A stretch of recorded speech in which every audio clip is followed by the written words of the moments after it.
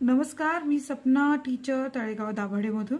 So आपण 10th board एक्झामच्या दृष्टीने तयारी करतोय आणि 2S डायरेक्टेडचा क्वेश्चन नंबर 10 बघतोय, व्हिडिओ नंबर 10 बघतोय. या अगोदरचे व्हिडिओ तुम्ही नसतील बघितले तर बघून घ्या. सो क्वेश्चन आहे, she served the area for the vicious male langur. Rewrite in the simple future tense. आता साधा भविष्यकाळ सिंपल फ्युचर टेन्स स्ट्रक्चर काय?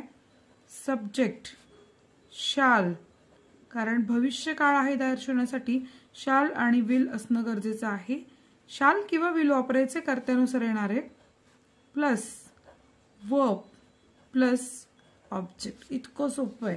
आता काय आहे बघा, शी सर्व्हेड, तर इथे शी आलेला असल्यामुळे शी विल येणार आहे. शी विल. आता इथे क्रियापदाला ईडी प्रत्यय, पण आपल्याला ईडी घेऊन चालणार आहे का? कारण हे भूतकाळी रूप दर्शवण्यासाठी क्रियापदाला ईडी प्रत्यय. तर क्रियापदाचं मूळ रूप आपण इथं घेणं गरजेचं आहे. कायम लक्षात ठेवा, काळ कोणता विचारलाय त्यानुसार तुम्हाला वाक्यामध्ये आवश्यक बदल करणं गरजेचं असतं, त्याप्रमाणे तो काळ ठरतो. सो इथे कर्ता आणि क्रियापद यावर पूर्ण काळ अवलंबून असतो. She will survey the area for the vicious male langur. So इतकं सोपं होतं उत्तर लिहिणं. व्हिडिओ आवडल्यास लाईक करा आणि काही प्रश्न असेल तर बिंदास विचारा.